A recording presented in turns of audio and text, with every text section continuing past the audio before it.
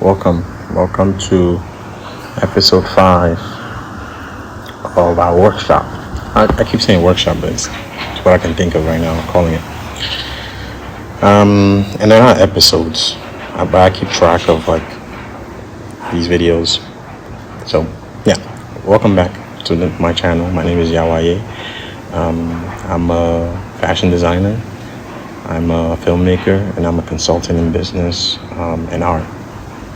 I live in West Africa, Togo. That's where I'm doing this video from. I was born in this country, and then I left this country when I was 12, and I went to the U.S. And I had most of my career there, 20 years in fashion and counting, and about 8 years in media production, and about the same in consulting. And so today's video has the subject is what is your hiring process like? A hiring process that produces high productivity and strong outcomes is not about finding impressive people. It's about finding the right people for a clearly defined system. When you're hiring, you have to be clear and define about the person you want, the role they're meant for, and what you expect of them. You have to figure this out. You have to write this down. It's very important. You have to write this down, because once it's written down, it becomes a law, right? So my question is, has anyone taught you how to screen people for a job? If no one has ever taught you that, you need to learn that. There's a reason why HR people are well paid. I think they're well paid because it requires skill. You do require you have to be a people's person. You have to know how to read people, how to calculate people. If you don't have it, if you don't know it, you have to learn it. And you can learn it the hard way through losing money and time, or you can learn the basics now in this video and fell a little late and fell a little later and fell little as you're learning along. Now, I'm not saying you're gonna fail, but but less likely to fail along the way. When you're hiring, you come across many who need a job. Among those people are serious people and unserious people. Right now I have across my projects, I have probably about 8 people. I have about probably 8 people that work for me and work with me. And so I kind of know what I'm talking about. Once you learn the basics, I already read that line. When you're hiring, you come across many who need a job. I read that too, but I'm going to just read it again. Among those people are serious people and unserious people. You need to be able to figure out who's serious and who's not, from the first time you meet them, from the first time you talk to them. And there are little things that you can pay attention to, but I don't want this video to be too long, so we'll do that in another video. So how do you hire someone who is disciplined, honest, and carries with them a sense of ownership? How do you hire someone who is disciplined, honest, and carries with them a sense of ownership? That's a very important sentence. The outcome you get depends on your preparation and your approach. And so in the next few points, I'm going to teach you how to build that kind of hiring machine. And so let's get right into it. We'll start with number 1. You start with the result first, not the role. What do you want out of this person? What do you want out of this role? What kind of person do you want? This needs to be written out before you meet the person, so that you can identify right away if the person you're talking to is not the person that you want. Don't just go off the cuff. This is a human being you're hiring. This is another person you have to carry. You have to pay them, and this is your business. You have to write it down. Write it down. And you'll see that when you start writing it down, you'll see what's mostly important to you. Because when you're thinking about it, it's not the same as writing it down. Most companies hire for a job title. High-performing companies hire for a measurable outcome. The outcome that you need, that you want, should be measurable. You should be able to go to that person and say, hey, these are the things that you should have done. Let's go through them and check off what's done and what's not done, where there needs to be improvement. we need, for instance, instead of, when you're looking to hire somebody, instead of we need to hire a marketing manager, right? So let's say you need a marketing manager. Instead of saying just I need a marketing manager, you need a marketing manager that can increase leads. I'm going to just give examples, right? Like in your job description, your definition of the role should be that I need somebody that can increase qualified leads by like 40% in 6 months. That's very clear. That's very clear, and that's measurable, and that you can measure that person, or you can review that person on those numbers, right? I need somebody that can reduce customer churn below 8%.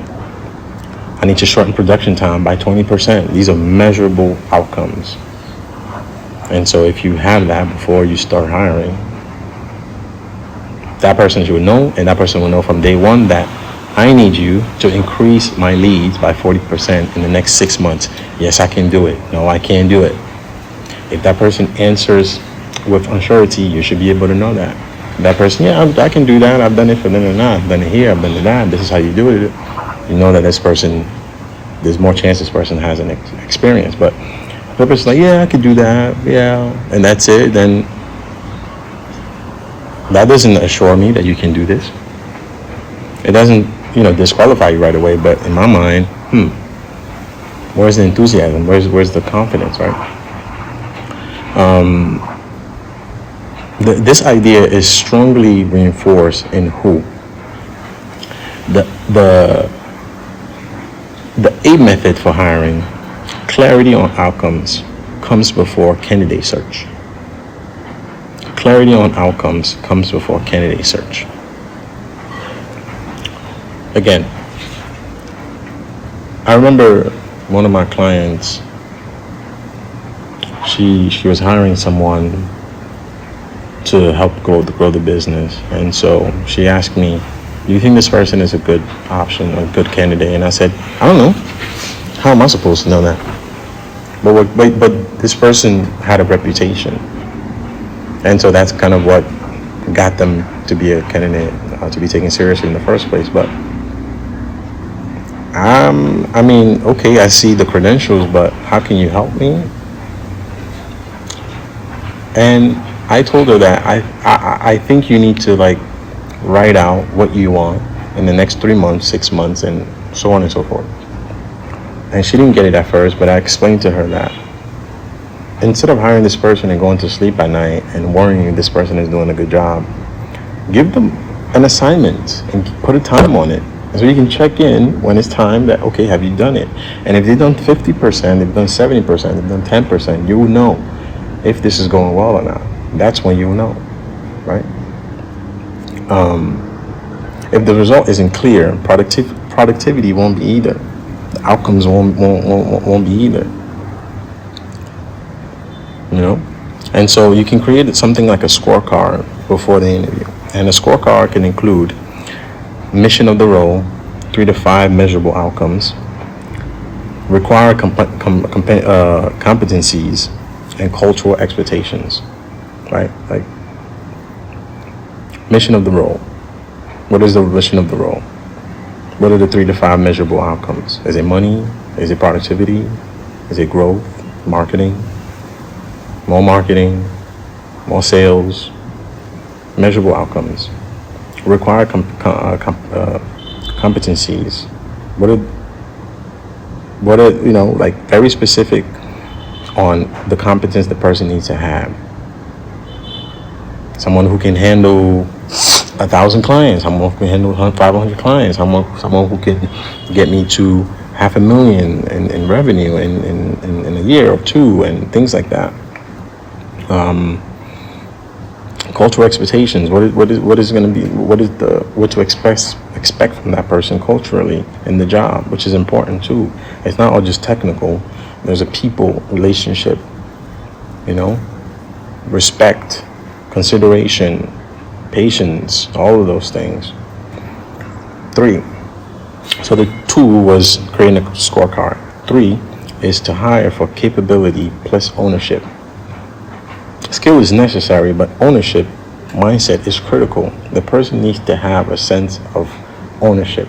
They can own the job. You can leave them alone for some times, and you'll come back and be happy, or get a decent satisfaction of what they've done. You want people who will solve problems without escalation, who will improve systems without being asked. Improve systems without being asked. That means, what do they call it? Self-initiative. Take initiative. I don't have to come and tell you to do everything. And I tell my people all the time, I don't want to come and tell you to do everything. Observe me. Ask me questions. Take initiative. I'd rather you take initiative and not do it well than just sit there and wait for me to tell you to do it. Take responsibility for results. Like, I want to congratulate my team member for, oh, wow, you did this. Congratulations. Like, you really came through for the team. You did this. And in the interviews, you need to ask questions about, tell me about, that person should be able to tell you about a time they improved the process without being told to. The time they improved something, the time they did something impressive without being told to do it. They have to be able to tell you that and explain that to you. And you have to try them making it up. You can ask them about target. What was the target you missed and why?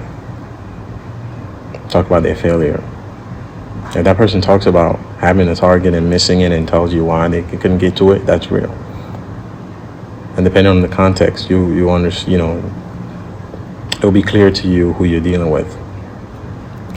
Past behaviors predict future performance, right? So you really want to dig into the person's experience and ask specific questions to get specific answers that will help you make your decisions. 4, test before you trust. Put the person to test. Resumes don't measure productivities. I don't like resumes. I'm not a fan of resumes. Last night I was working on a resume for this really big project, but I did it painstakingly. Oh, wow. Painstakingly. If it wasn't for my wife who was helping me do it, I don't know if I could have done it, but that's a different subject, right? I'm someone who, like, I rather my work speaks for itself. I rather talk to the person who's hiring and tell them, these are the things I've done. This is how I did it. This is how I went down my strategy. This is how it worked out. It didn't work out this way, so I pivoted this way. That's how professionals talk.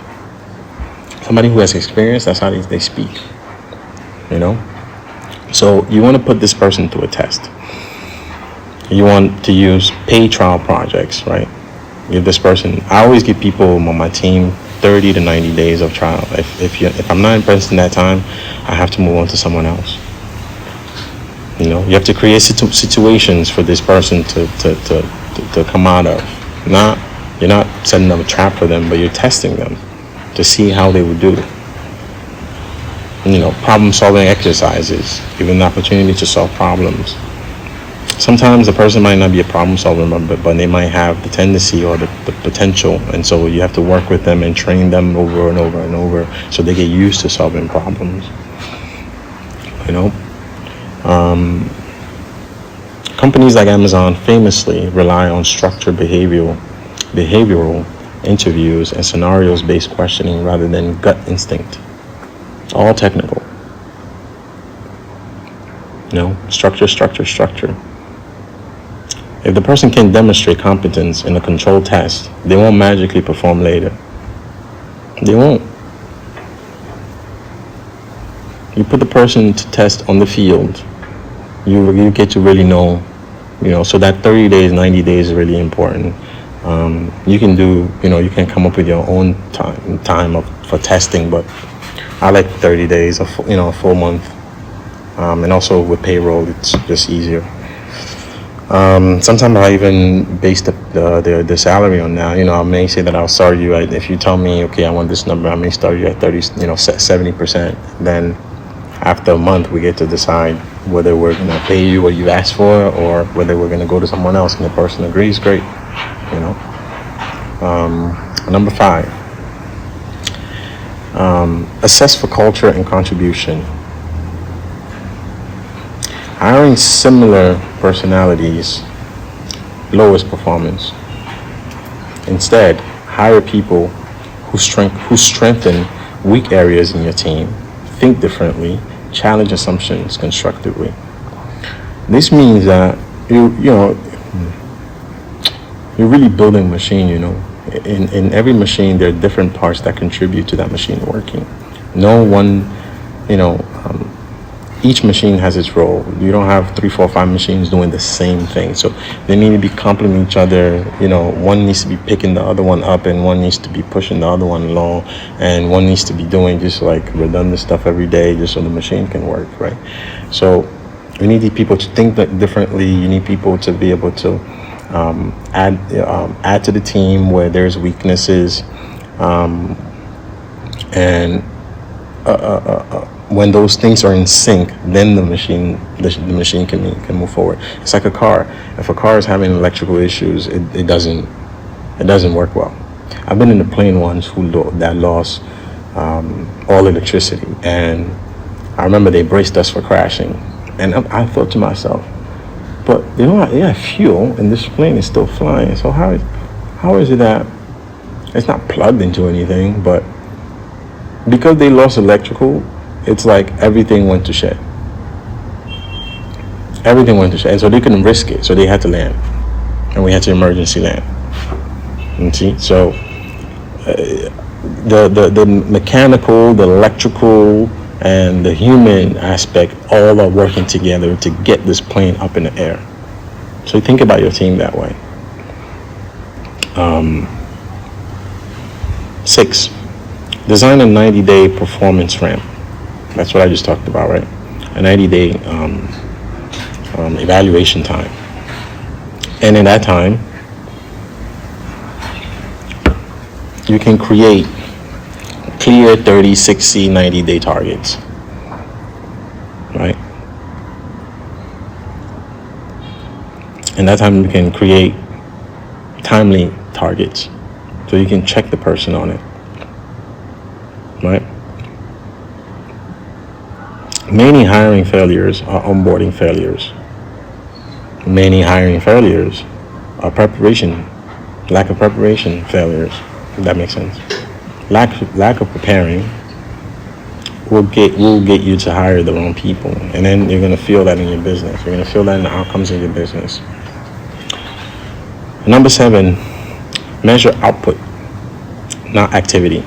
The result is always a defining agent for whether you have a good team or not. If the company is making money, productivity is high, problems are being solved, nothing is being bottlenecked, things are running smoothly, more smoothly than not. Those are outputs, those are outcomes.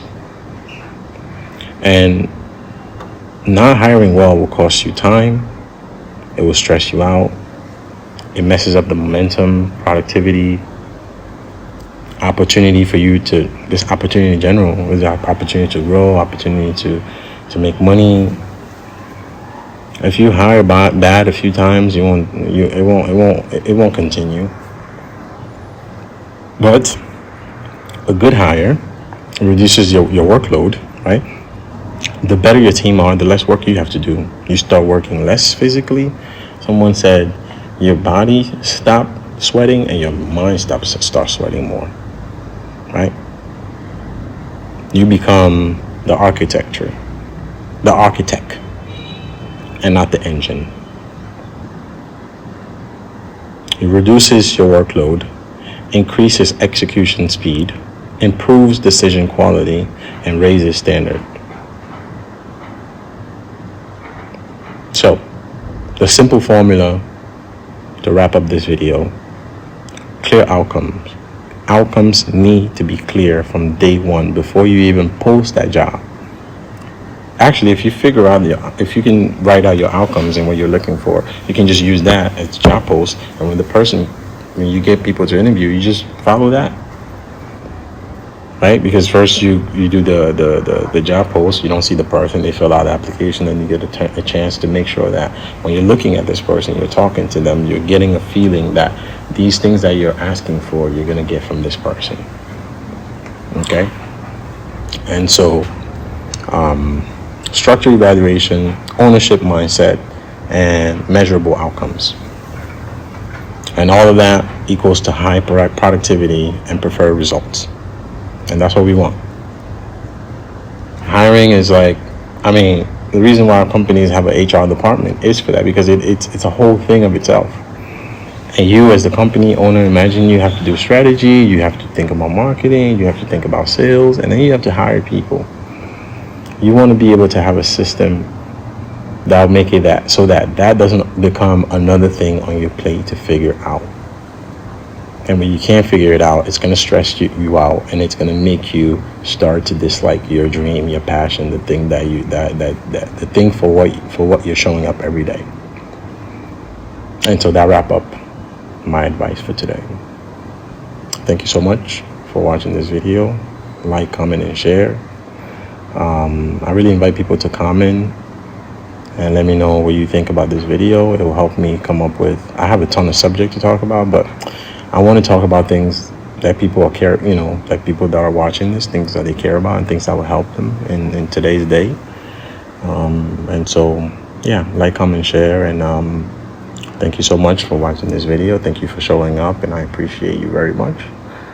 And hit the follow button, subscribe button, if you will.